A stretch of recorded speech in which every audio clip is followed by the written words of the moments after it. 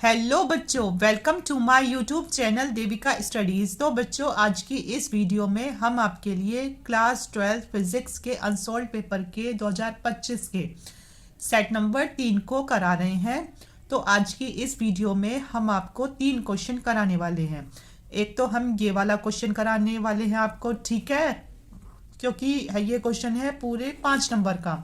और अगला क्वेश्चन हम आपके लिए ये वाला लेकर आए हैं, सातवें का ये वाला करा देंगे। और इसका जो अथवा वाला क्वेश्चन है इसे भी आज कंप्लीट करा देंगे। और अगर आपको इनका स्क्रीनशॉट लेना है तो आप इनका स्क्रीनशॉट ले सकते हैं, और कल की वीडियो में हम इस सेट को कंप्लीट करा देंगे। तो आइए अब हम अपनी वीडियो को स्टार्ट करते हैं। आज हम इसके पार्ट नंबर 5 को लेकर आए हैं। जिसने इसके पार्ट नंबर 1 से 4 तक नहीं देखे तो वो हमारे चैनल पर जाकर वीडियो को ज़रूर देखे। तो अथवा करके क्वेश्चन पूछा गया था कि प्रदर्शित कीजिए फैरड प्रति मीटर बराबर कूलम स्क्वायर बटे न्यूटन मीटर स्क्वायर के। तो ये किस भौतिक राशि के मात्रक हैं। और आगे फिर इसमें एक न्यूमेरिकल पूछा गया था कि यदि 6 माइक्रोफैरड धारिता वाले संधारित्र के सिरों का विभवांतर 2 वोल्ट है तो बैटरी के सिरों के बीच विभवांतर प्राप्त कीजिए। तो ये दोनों क्वेश्चन 5 नंबर के पूछे गए थे। तो आइए इसके हम पहले क्वेश्चन को देखते हैं। तो इसमें क्या दे रखा है, इसमें आपको सिद्ध करना है कि जो उल्टे हाथ पर लिखा है फैरड प्रति मीटर कि ये किसके बराबर होना चाहिए। तो ये कूलम स्क्वायर बटे न्यूटन मीटर स्क्वायर के बराबर होना चाहिए। तो आइए पहले हम इसे देखते हैं। तो इसे हम लिखेंगे LHS, मतलब उल्टे हाथ वाला। तो क्या दे रखा है, तो ये दे रखा है हमें फैरड प्रति मीटर। तो इसमें दे रखा है फैरड प्रति मीटर।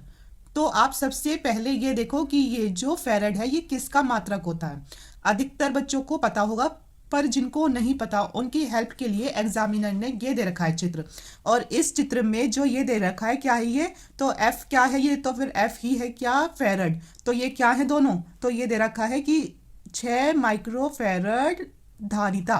तो इसका मतलब ये किसका मात्रक है, तो धारिता का मात्रक होता है फैरड, ठीक है। और इसका सूत्र क्या होता है, धारिता, जैसे हमें पता है Q बराबर होता है CV के। तो क्या होती है, धारिता होती है C, तो C बराबर होगा Q बटे V के, ठीक है। और Q होता है आवेश, और आवेश का मात्रक होता है इसमें कूलम, आवेश का मात्रक होता है कूलम। और ये क्या है V, तो फिर इसमें V होता है विभवांतर जिसका मात्रक होता है वोल्ट, ठीक है। तो जो ये फैरड है इसकी जगह आप पहले रखोगे क्या, कूलम प्रति वोल्ट को, तो रख दो, तो आ जाएगा कूलम प्रति वोल्ट, कूलम प्रति वोल्ट। और ये इनके नीचे है तो ये गुना में आ जाएगा मीटर। आ गया इतना, ठीक है। हमें क्या लाना है, ऊपर लाना है कूलम का स्क्वायर। तो एक कूलम तो आ हो चुका है, ठीक है। अभी एक कूलम की और जरूरत है। और नीचे हमें सिर्फ मीटर नहीं लाना, मीटर का स्क्वायर लेकर आना है। इसका मतलब इसमें और इसमें तो कुछ चेंज नहीं होगा, ठीक है, इसे चेंज करना पड़ेगा। तो हमें इसमें सूत्र करना होगा। तो आपको पता है कि ये किसका मात्रक है, तो ये मात्रक है बच्चों विभवांतर का। क्या होता है, तो विभवांतर का मात्रक होता है वोल्ट। तो अब इसका क्या सूत्र होता है, तो इसका सूत्र होता है V बराबर W बटे Q के। W क्या होता है, तो W होता है कार्य जिसका मात्रक होता है जूल। तो इसका मात्रक आ गया जूल, और आवेश हो गया Q, इसका मात्रक क्या होता है कूलम। तो जहां भी वोल्ट लिखा है उसकी जगह आप अब कैसे लिखोगे, अब लिखोगे आप इसे जूल प्रति कूलम को। तो ये कूलम तो ऊपर ऐसे ही रहा, ठीक है। और नीचे क्या आ गया, इस वोल्ट की जगह आ गया आपका जूल प्रति कूलम, जूल प्रति कूलम। और इसमें मतलब गुना में क्या है, मीटर है। तो ये कूलम चला जाएगा ऊपर, तो आ गया ना ये कूलम स्क्वायर, आ गया कूलम स्क्वायर, ठीक है। नीचे क्या है, नीचे है जूल, और गुना क्या है, मीटर। तो अब आप खुद देखो कि ये कूलम स्क्वायर तो आ चुका है। अब नीचे क्या लाना है, इस जूल की जगह लाना है न्यूटन मीटर। तो आपको पता है कि जूल किसका मात्रक है, कार्य का, कि कार्य का मात्रक क्या है बच्चों, जूल। तो इसका सूत्र क्या होगा कार्य का, तो कार्य बराबर होता है बल गुना विस्थापन के। तो तो F गुना S के हो गया। तो कार्य बराबर होता है बल गुना विस्थापन के, और बल का मात्रक क्या है F का, तो बल का मात्रक होता है इसमें न्यूटन, और S होता है इसमें विस्थापन जिसका मात्रक होता है मीटर। तो आ गया हमारा न्यूटन मीटर। तो क्या हुआ, तो ये हुआ कुलाम स्क्वायर बटे इस जूल की जगह क्या आएगा, तो आ जाएगा न्यूटन मीटर। तो एक तो मीटर यहाँ था, एक और आया तो ये हो गया मीटर स्क्वायर। तो इसे ही तो हमें सिद्ध करना था यहाँ कि ये इसके हो जाएगा बराबर। ठीक है, तो ये होगा हमारा कुलाम स्क्वायर बटे न्यूटन गुना मीटर स्क्वायर के। तो ये RHS के बराबर हो चुका है ना। उल्टा हाथ बराबर हो गया किसके, सीधे हाथ के। अगला क्वेश्चन पूछा गया था कि यदि 6 माइक्रोफैरड धारिता वाले संधारित्र के सिरों का विभवांतर 2 वोल्ट है, मतलब कि ये जो संधारित्र है इसका हमें विभवांतर दे रखा है कितना, 2 वोल्ट। ठीक है, तो बैटरी के सिरों के बीच विभवांतर प्राप्त कीजिए। मतलब इसका विभवांतर तो दे रखा है और हमसे इसका विभवांतर पूछा है, पर अगर हम इसका निकालेंगे जभी तो हमें ये कुल विभवांतर का पता चलेगा। तो मतलब इस क्वेश्चन को सॉल्व करने के लिए आपके पास इसका विभवांतर है, आपको इसका विभवांतर निकालना है। तो वो कैसे निकालोगे, तो इसमें आपको इसका जो विभवांतर है कितना दे रखा है, 2। इसका कुछ है पता नहीं है, तो पहले हम इसका विभवांतर निकालेंगे। तो आपको एक बात तो पता है Q बराबर होता है CV के, तो इस वाले सूत्र से हम इसका विभवांतर निकाल सकते हैं क्योंकि हमें C का मान पता है इसका, लेकिन इसमें पहले हमें Q का मान निकालना पड़ेगा। तो अब हम एक काम करते हैं कि हम इसका Q का मान निकाल लेते हैं पहले। ठीक है, तो ये हमें एक तो संधारित्र C1 दे रखा है 4 माइक्रोफैरड, और दूसरा संधारित्र यानी C2 दे रखा है 6 माइक्रोफैरड के बराबर। ठीक है, तो सबसे पहले इन्हें ही चेंज कर लेते हैं। और बच्चों जब भी आपको इसमें से ये माइक्रो हटाना होता है तो आपको 10 की घात -6 से गुना करना पड़ता है। तो आ जाएगा 4 गुना 10 की घात -6 के। ठीक है, ये आ गया फैरड, और ऐसे ही इसे कर लेंगे तो ये आ जाएगा 6 गुना 10 की घात -6 फैरड के। आ गया इतना। अब हमें सबसे पहला काम करना है, इसका आवेश निकालना है। आपको पता है Q बराबर होता है C गुना V के, और हम किसका निकाल रहे हैं, दूसरे संधारित्र का, तो C2, और विभवांतर भी ले रहे हैं दूसरा। ठीक है, तो Q बराबर हमें C2 का मान है 6 गुना 10 की घात -6 गुना, और इसका विभवांतर दे रखा है 2 वोल्ट। हो गया। तो अब Q का मान कितना आया, तो बच्चों Q का मान आया 6 दूनी 12 गुना 10 की घात -6 कुलाम। अब आप ये कहोगे कि ये मैडम इसका क्यों निकाला है, हमें तो इसका चाहिए। तो आपको ये बता दूं कि जब 2 संधारित्र या मतलब कितने भी संधारित्र हो और वो एक सीधी रेखा में हो तो उनके आवेश समान होते हैं। जब अनेक संधारित्र श्रेणी क्रम में हो तो जो उनके आवेश होंगे समान होंगे। तो आप इधर कर सकते हो कि श्रेणी क्रम में आवेश समान होता है। श्रेणी क्रम में आवेश कैसा होता है, समान होता है। तो जो इसका आवेश होगा वो ही इसका भी आवेश होगा। तो अब इसका आवेश आ ये चुका है, तो हम इसका V का मान निकाल लेंगे। तो क्या होगा, Q बराबर होता है CV के, और यहाँ VB1 और CV1। तो निकालना है V1 का मान, तो ये इसके आ जाएगा नीचे, तो हो जाएगा Q बटे C1 के। आ गया। अब इसमें आवेश का मान आया है 12 गुना 10 की घात -6, और जो ये संधारित्र है C1 तो ये है 4 गुना C1 कितना है, तो इसमें C1 है 4 गुना 10 की घात -6 के। तो ये इससे कट गया, 4 तिया हुआ 12। तो इसमें V1 का मान कितना है, तो हमारा V1 का मान आया है 3 वोल्ट। ठीक है, अब हमारे पास इधर V1 का मान भी आ चुका है 3 वोल्ट।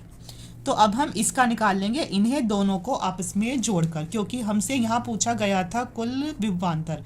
अभी आपको ये क्वेश्चन हार्ड लग रहा होगा, पर अगर आप इसकी 1-2 बार प्रैक्टिस करोगे तो आपको ये बहुत आसान लगेगा। तो कुल विभवांतर होगा V बराबर V1 प्लस V2 के। तो V1 आया है हमारा 3 वोल्ट, और जबकि V2 हमारा कितना था, तो V2 दे रखा था हमारा 2। तो जब इन्हें जोड़ेंगे तो कितना आया, तो ये आ गया हमारा 5 वोल्ट आंसर। आ गया समझ में। इसमें कुछ नहीं है। इसमें क्वेश्चन में जैसे ये दे रखा था आपको चित्र, आपसे पूछा गया था क्वेश्चन में कि कुल विभवांतर क्या होगा, मतलब कि जो ये बैटरी है इसके सिरों के बीच कितना विभवांतर होगा, आपसे ये पूछा गया था। तो भाई आपको इसको निकालना है तो इनके दोनों के विभवांतर को जोड़ना पड़ेगा, और आपको इसका विभवांतर दे रखा था तो पहले आपको इसका विभवांतर निकालना था। और अगर इसका आप विभवांतर जब ही निकाल पाते अगर आपको इसका आवेश पता होता। तो अगर आप इसका पहले आवेश निकाल लोगे, अब चूंकि दोनों श्रेणी क्रम में है तो इनके आवेश भी समान होंगे, तो जैसे ही आवेश निकाला तो आपने इसका फिर ये निकाल लिया विभवांतर।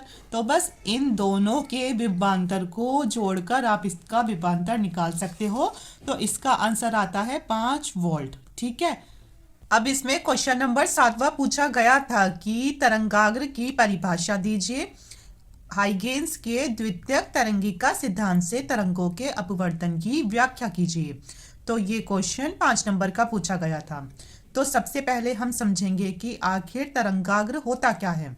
तो जब एक प्रकाश स्रोत से तरंगे आगे बढ़ती हैं तो एक ज्यामितीय आकृति का निर्माण करती हैं, उसे ही तरंगाग्र कहते हैं। तो बच्चों आखिर तरंगाग्र होता क्या है।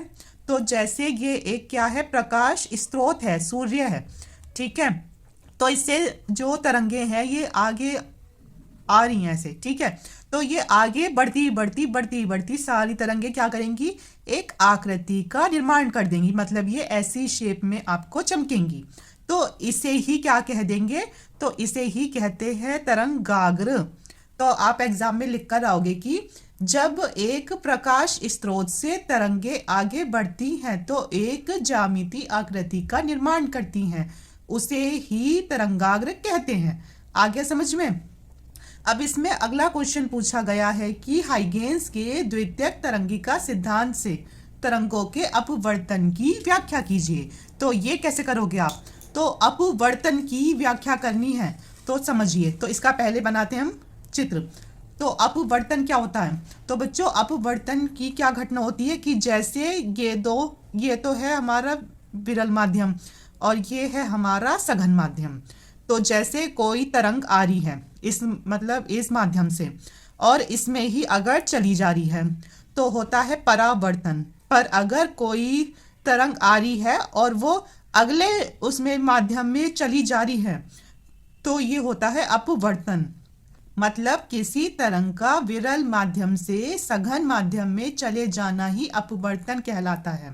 और जब भी अपवर्तन की घटना होती है तो इसमें पड़ता है अभिलंब। क्या पड़ता है, अभिलंब, जिससे जो ये तरंग ऐसे जा रही थी तो ये ऐसे न जाकर ये इस अभिलंब की ओर ऐसे थोड़ी झुक जाती है। ठीक है। तो ये बात आपको ध्यान रखनी है और ये भी याद रखना है कि जो ये अभिलंब डाला है तो अभिलंब और आपतित किरण के बीच में जो कोण बनता है तो ये बनता है आपतन कोण। और अब ये किरण कौन सी हो गई, तो ये हो गई अपवर्तित किरण। तो अपवर्तित किरण और अभिलंब के बीच में जो कोण बनेगा तो वो बनेगा अपवर्तन कोण यानी आर। आ गया समझ में। ठीक है। तो हम इसमें सबसे पहला क्या काम करेंगे, हम इसके चित्र में सबसे पहले एक अपवर्तक पृष्ठ को खींच देंगे। तो ये है एक अपवर्तक पृष्ठ एम डैश। क्या है ये, तो ये है एक अपवर्तक पृष्ठ एम डैश। ठीक है। आगे इतना समझ में। अब क्या काम होगा, अब इस पर आ रही हैं 2 तरंगे ऐसे करके। एक तरंग तो आ गई ऐसे चली गई और एक तरंग रह गई इधर ये बीच में। तो इसे नाम दे दिया क्या, बिंदु ए, और इसे नाम दे दिया बिंदु बी। तो अब ये आपस में क्या बना लेंगी, एक आकृति यानी तरंगाग्र। अब जैसे ऐसे समझो कि ए बी कोई 2 दोस्त हैं और जो ए है इतने ये इस अपवर्तक पृष्ठ पर पहुंचेगा, इतने जो ये बी है ये केवल इस स्थान तक ही पहुंच पाएगा। मतलब इस वाली तरंग का जो साबुन है कैसा है, तो इसका साबुन स्लो है। ठीक है। मतलब ये दोनों दोस्त एक साथ चले पर इतने ये इस पृष्ठ पे भी आया, इतने ये केवल इस बिंदु बी तक ही आ पाया। ठीक है।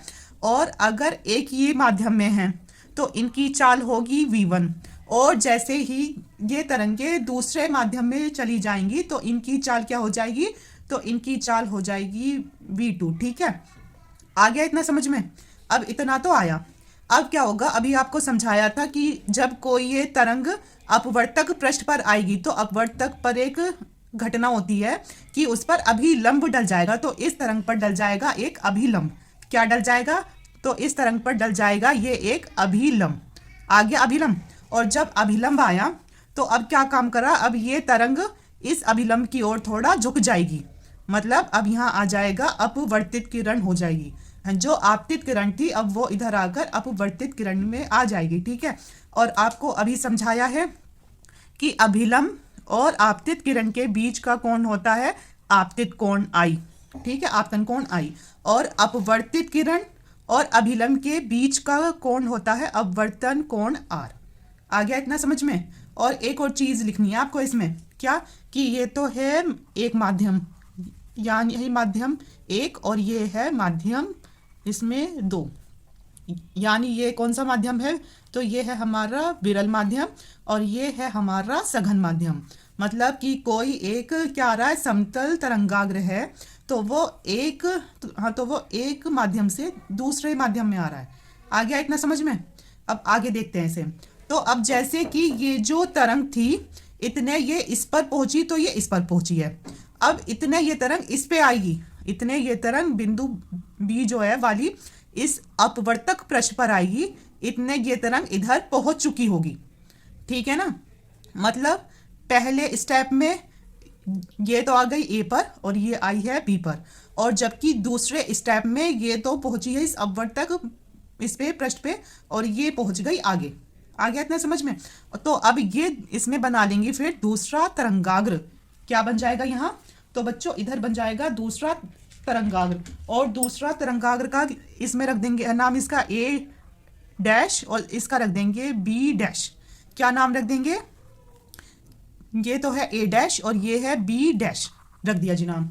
अब क्या होगा, अभी आपको समझाया है कि जब भी कोई तरंग अपवर्तक पृष्ठ पर आती है तो उस पर क्या खींचा जाता है? तो उस पर एक अभिलंब खींचा जाता है। तो ये तरंग फिर ऐसे आगे की ओर चली जाएगी। ठीक है, तो अब इस पर एक अभिलंब खींच दो, और जब इस पर अभिलंब खींचा जाएगा इसका मतलब अब ये कौन सा कोण होगा?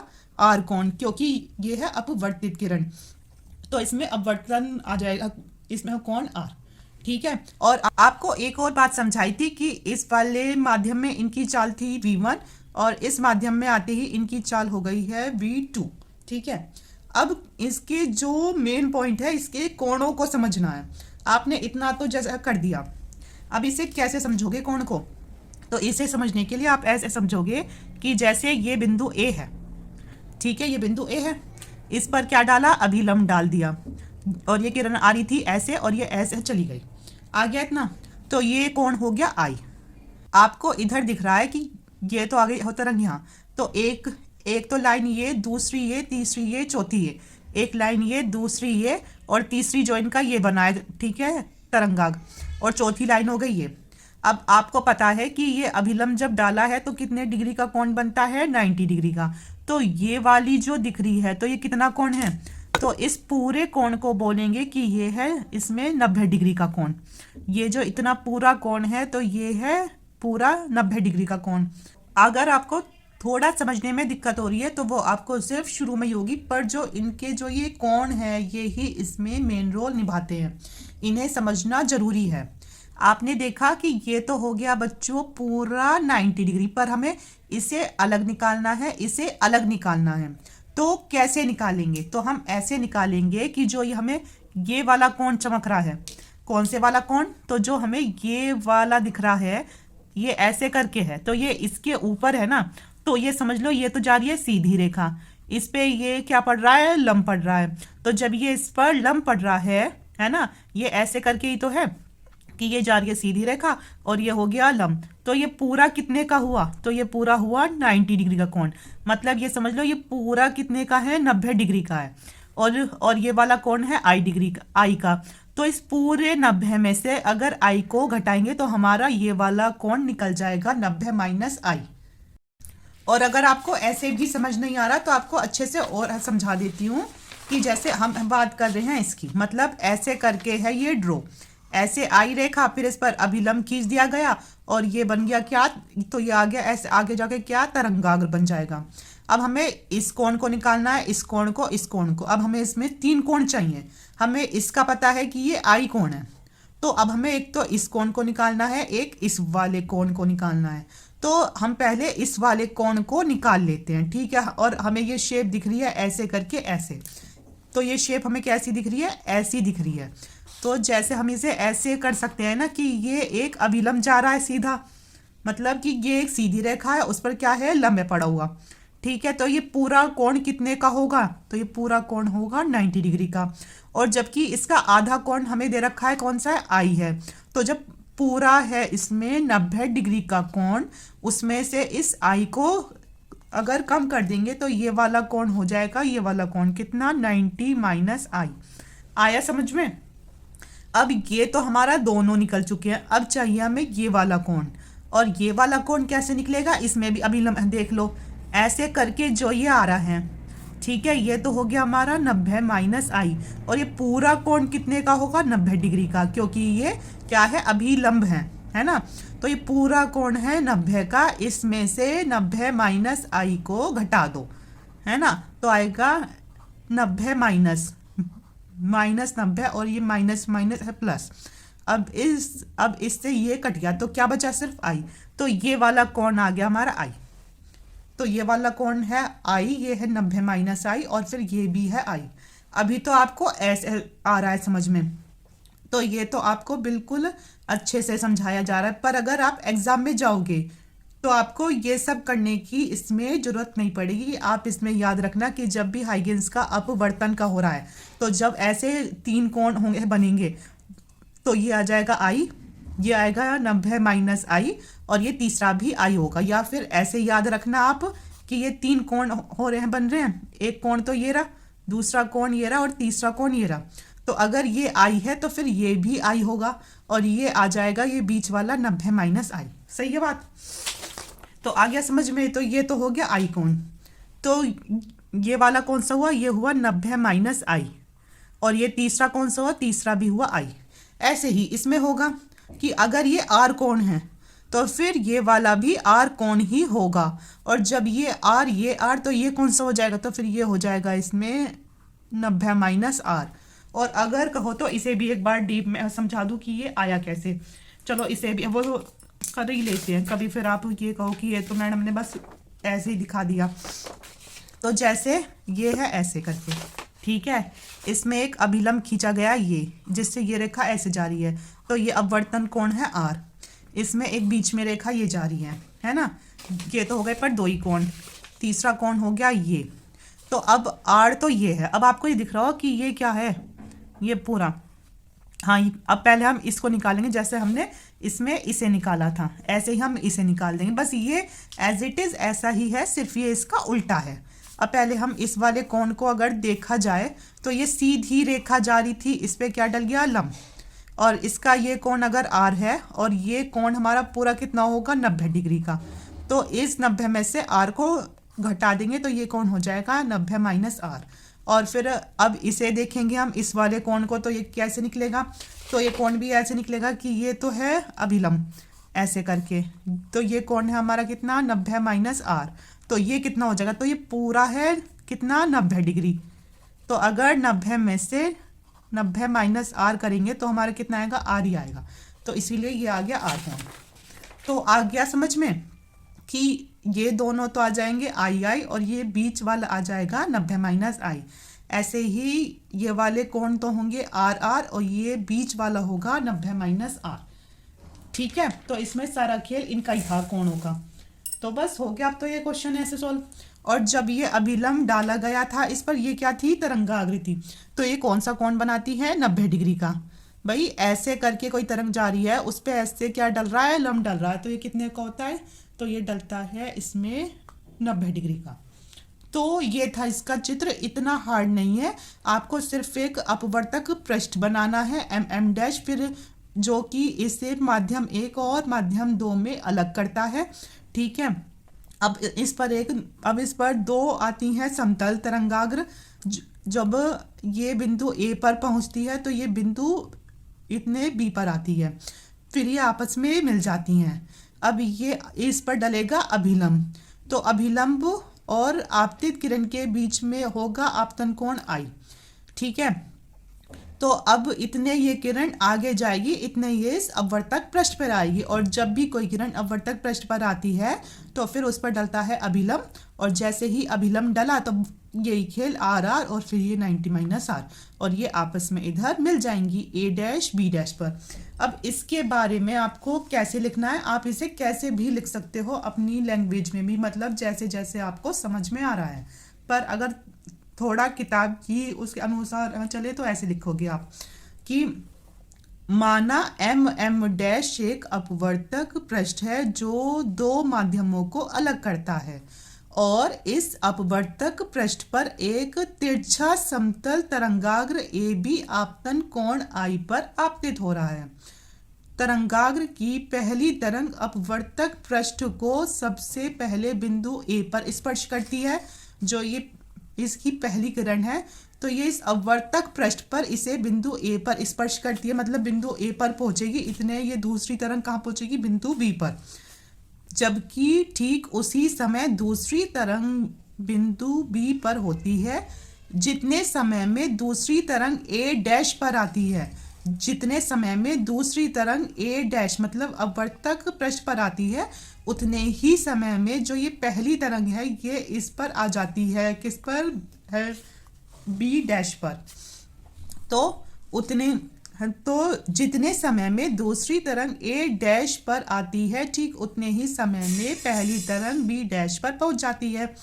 अतः फिर ए डैश बी डैश अपवर्तित तरंगाग्र प्राप्त होता है, और फिर बना देना है आपको इसका ये चित्र, और फिर इसके बारे में फिर आप एक लाइन ये लिख दोगे कि यदि पहले माध्यम में तरंगों की चाल v1 व दूसरे माध्यम में तरंगों की चाल v2 हो और समय दोनों माध्यम में t हो, तो अब हम इसे आगे सॉल्व करते हैं। अब आप इसमें आगे लिखोगे कि यदि पहले माध्यम में तरंगों की चाल v1 व दूसरे माध्यम में तरंगों की चाल v2 हो और समय दोनों माध्यम में t हो, तो क्या सूत्र होता है, तो सूत्र होता है दूरी बराबर चाल गुना समय के। अब आप इसमें कौन कौन सी दूरी लोगे, तो जो ये हमारा चित्र है, तो इसमें आप इस वाले माध्यम में लोगे ये वाली दूरी, तो अगर इस पहले माध्यम की बात करें तो इसमें आप दूरी लोगे इस बी से ए डैश तक की दूरी, मतलब कि इसे, और अगर बात करें इस दूसरे माध्यम की तो इस दूसरे माध्यम में आप जो दूरी लोगे तो वो होगी ए से बी डैश तक की दूरी। समझ में आई, मतलब अगर बात करें पहले माध्यम की तो इसमें दूरी होगी बी से ए डैश तक की, और अगर बात करें दूसरे माध्यम की तो उसमें दूरी होगी ए से बी डैश तक की। तो चलो करो, दूरी कितनी है, बी ए डैश और दूसरी दूरी है ए बी डैश। ठीक है, और पहली चाल थी v1 और समय है t, है ना, और जबकि जो दूसरी चाल है वो है v2 और समय है t। तो ऐसा क्यों हुआ, क्योंकि ये बात हो रही है पहले माध्यम की और ये बात हो रही है दूसरे माध्यम की। तो अब इसमें हम क्या काम करेंगे, अब हम लेंगे इसमें समकोण त्रिभुज। समकोण त्रिभुज कौन सा, ए बी ए डैश में, ए बी ए डैश में। तो समकोण त्रिभुज ए बी ए डैश कहाँ था, तो बच्चों इसमें देखो A B A dash, A B A dash, क्योंकि हम इसमें इसकी बात कर रहे हैं इसमें पहले माध्यम की, तो ये है ए बी ए डैश। क्या है, ए बी ए डैश। तो इसमें समकोण त्रिभुज कैसा है, ये वाला कि ए बी और ए डैश हो गया ये।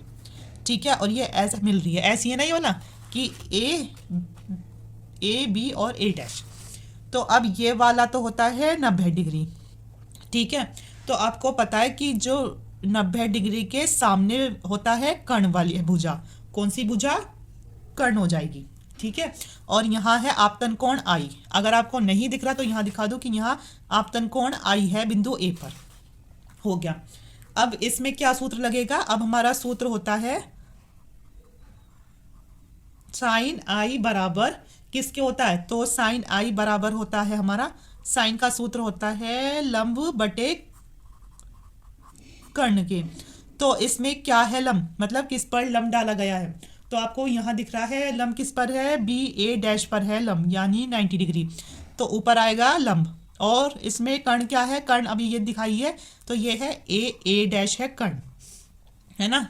और इसमें आपने अभी निकाला है कि जो हमारा बी ए डैश है तो वो कितना है, V1 गुना टी के, और बटे ये अभी ऐसे ही रहेगा ए डैश। तो ये समीकरण 1 हो गई। अब इसी प्रकार हम इसमें अगला समकोण त्रिभुज करेंगे।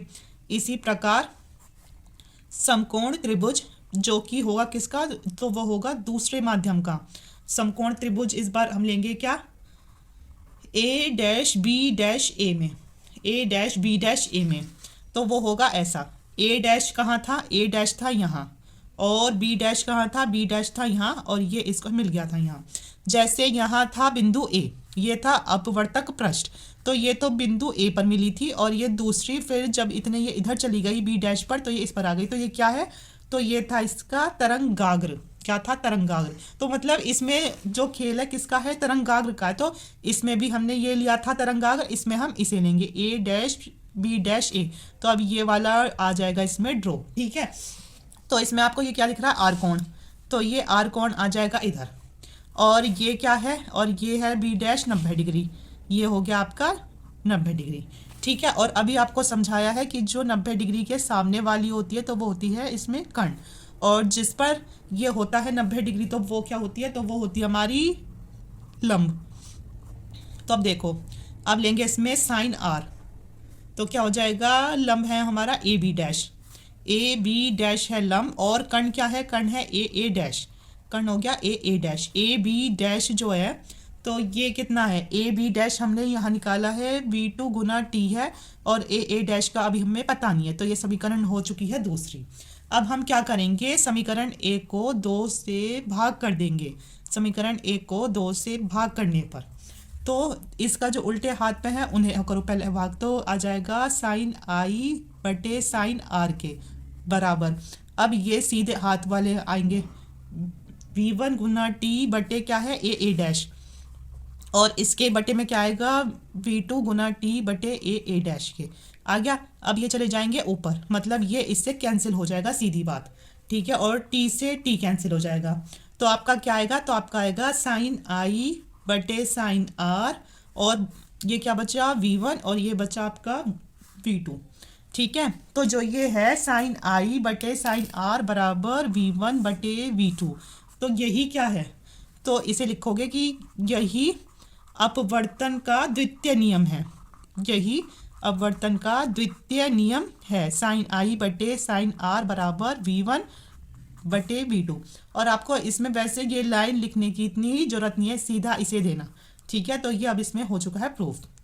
तो अब ये आपका हाइगेन्स के द्वितीयक तरंगिका सिद्धांत से तरंगों के अपवर्तन की व्याख्या हो चुकी है, और ये इतना हार्ड नहीं है। आप जब किसी भी चीज़ को शुरू में देखते हो तो वो आपको हमेशा हार्ड ही लगती है, पर अगर आप उसे 3-4 बार देख लेते हो तो वो आपके लिए आसान हो जाती है। अब अथवा करके अगला क्वेश्चन पूछा गया था कि एक दूरदर्शी के अभिदृश्यक एवं नेत्रिका लेंसों की फोकस दूरियां क्रमशः 40 सेंटीमीटर और 4 सेंटीमीटर है। तो अभिदृश्यक लेंस के आगे 200 सेंटीमीटर दूर रखी वस्तु होने पर सामान्य दृष्टि के लिए दोनों लेंसों के बीच की दूरी तथा आवर्धन क्षमता ज्ञात कीजिए। तो ये क्वेश्चन भी पूरे 5 नंबर का पूछा गया था।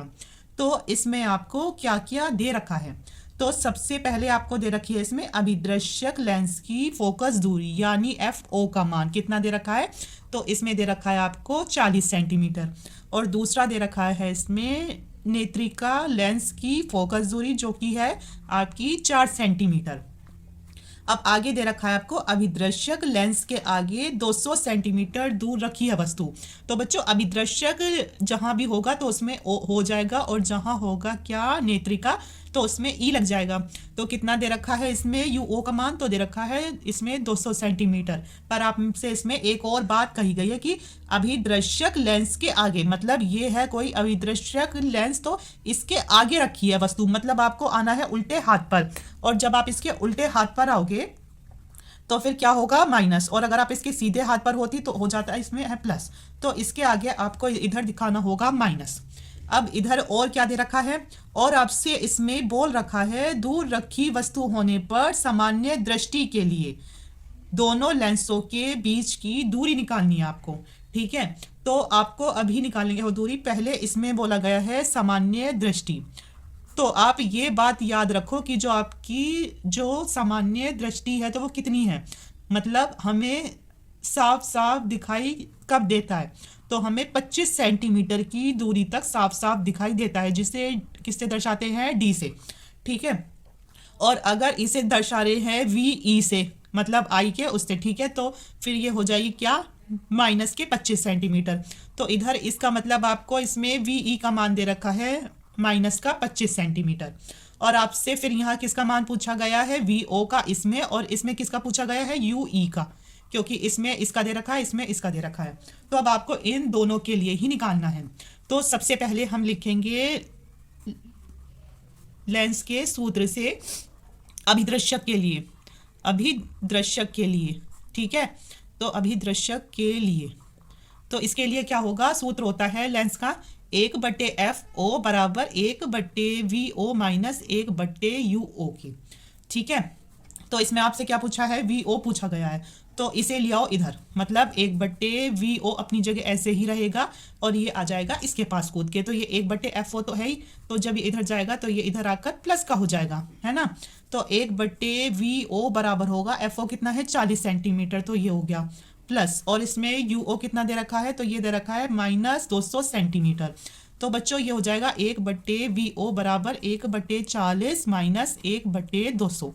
ठीक है, क्योंकि ये हो गया प्लस माइनस होता है हमेशा क्या, माइनस के। तो अब इसका एलसीएम लेंगे, तो इसका एलसीएम आएगा बच्चों 200, और 40 पंजे होता है 200, तो यहाँ आ जाएगा 5 माइनस ये 1 ही रहेगा 1/VO, तो 1/VO बराबर होगा, अगर 5 में से 1 जाएगा तो आएगा 4, तो ये हो जाएगा 4 एकम 4 और 4 पंजे 20 और 0, तो हो जाएगा हमारा 1/VO बराबर 1/50 के, पर ऐसे ही नहीं छोड़ेंगे हम, इसे ऐसे लिखेंगे VO, तो इसमें VO का मान होगा 50 सेंटीमीटर। तो हमारा इसका तो निकल गया। अब निकालेंगे हम किसके लिए, अब हमें इसमें निकालना है इसका मान UE के लिए, तो हम फिर करेंगे नेत्रिका के लिए लेंस का सूत्र, नेत्रिका के लिए लेंस का सूत्र, तो यही सूत्र होगा लगेगा, बस O की जगह E लग जाएगा, 1/FE बराबर 1/VE माइनस 1/UE के। तो 1/FE बराबर किस हुआ, 1/VE कितना दे रखा है माइनस के 25, है ना, माइनस 1/UE पूछा गया है, तो जो पूछा गया है उसे लिया इधर, तो 1/UE आ गया यहाँ, और ये हमारा माइनस के 1/25 है, तो 1/FE जब इधर जाएगा तो किसका हो जाएगा, माइनस के, और FE का मान कितना दे रखा है 4 सेंटीमीटर है, तो ये आ गया। अब इसका एलसीएम लेओगे तो फिर होगा 25 चौका 100, तो ये होगा 25 चौका 100, तो ऊपर हो जाएगा इसमें 4, और ये हो जाएगा 25, 25 एक हम 25, तो होगा 1/UE बराबर इसके, और जब होगा माइनस माइनस होता है प्लस, मतलब ये आपस में जुड़ जाएंगे, पर साइन आएगा इसमें माइनस का, तो 25 और 4 होते हैं 29, तो 29/100 के क्या हो गया, तो 29 हो गया 100 के, 1/UE का मान। ठीक है, तो जब इसे उल्टा कर देंगे तो हो जाएगा UE बराबर -100/29 के, तो हम इसे इससे कर देंगे भाग, तो UE का मान आ जाएगा -3.44 सेंटीमीटर के। अब इसमें क्वेश्चन में आपसे पूछा क्या गया था, पहले उसे देख लो।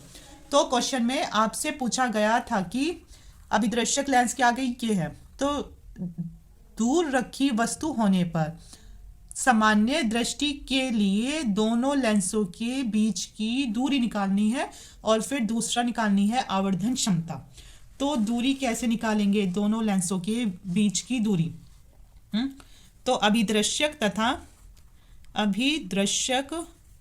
तथा नेत्रिका लेंस के बीच की दूरी, तो इसकी दूरी क्या होगी, तो इसका सूत्र होता है L बराबर VO प्लस UE, तो इसीलिए हमें इधर VO का भी इसमें मान निकालना पड़ा, और दूसरा इसमें UE का भी निकालना पड़ा, क्योंकि सूत्र होता है हमारा L बराबर VO प्लस UE। ठीक है, तो L बराबर VO कितना दे रखा है, मतलब हमने इसमें निकाला है, तो ये निकाला है 50 सेंटीमीटर। और जो UE है तो ये कितना है, माइनस का है। पर आपको बता दो इसमें हम इसका साइन प्लस का ही लेंगे। क्यों लेंगे, क्योंकि जो इसका माइनस का साइन होता है तो वो सिर्फ इसकी दिशा को बताता है कि जो इसकी वस्तु रखी है वो कहाँ रखी है, उल्टे हाथ पर रखी है, ठीक है। तो इसीलिए हम इसमें इसका माइनस का साइन को नहीं लेते हैं। तो ये आ जाएगा +3.44 सेंटीमीटर। और जब हम इन्हें आपस में जोड़ेंगे तो L बराबर हो जाएगा 53.44 सेंटीमीटर। तो इसकी जो दूरी आई है इन दोनों के बीच की दूरी का आंसर है 53.44 सेंटीमीटर। अब इसमें पूछी गई है आवर्धन क्षमता। अब हम निकालेंगे इसकी आवर्धन क्षमता। क्या निकालेंगे, आवर्धन क्षमता। तो आपको आवर्धन क्षमता का सूत्र पता होना चाहिए इसमें, ठीक है। तो आवर्धन क्षमता का सूत्र क्या होता है, M बराबर -FO/FE। क्या होता है, M बराबर -FO/FE और गुना में 1 + FE/D के। और D और VE दोनों क्या थे, बराबर थे। कितनी थी, 25 सेंटीमीटर। मतलब कि जिससे हम आसानी से अपनी आंखों को, मतलब हम इतनी दूरी तक देख सकते हैं, तो वो कितनी थी, 25 सेंटीमीटर। और अगर वो आई किस में, VE में, तो वो हो गई माइनस के 25 सेंटीमीटर, ठीक है। तो इधर इस D की जगह रखी जाएगी कितनी, 25 सेंटीमीटर। तो M बराबर होगा -40/4 और 1 + 4 आ जाएगी 25, ठीक है। अब क्या काम होगा, M बराबर होगा, ये तो इससे कट गया, 4 दशम हो गया 40, और ये इसका एलसीएम हुआ तो एलसीएम आ गया इसका 25। तो ये हो जाएगा 25 एकम 25 और प्लस का हो जाएगा 4। तो M बराबर हो जाएगा यहाँ -10 और 25 में 4 जोड़ा तो 29/25। अब हम इस 25 से 10 को काट सकते हैं। तो ये हो गया क्या, 5 × 5 = 25 और ये हुआ 5 दूनी 10। तो M का मान कितना आया, तो M का मान है -2 × 29 और बटे में है 5 के, ठीक है। तो 29 दूनी कितना होता है, तो 29 दूनी होता है 58। तो हो जाएगा -58/5 M का मान। अब अगर इससे इसको हम देते हैं भाग 5 से 58 को, तो आ जाएगा 5 एकम है 5, 8 आया, तो फिर 5 एकम है 5, 8 में से 5 गया तो आया 3 दशमलव, तो ये हो जाएगा 5 × 30। तो M का मान आएगा, यानी आवर्धन क्षमता का मान है M बराबर -11.6। तो आज की वीडियो में ये 3 ही क्वेश्चन कराए जाएंगे। और अगर जिसे वीडियो पसंद आ रही हो तो वो अपने दोस्तों के साथ ज़्यादा से ज़्यादा शेयर करे और हमारे चैनल को सब्सक्राइब करे। Thank you so much.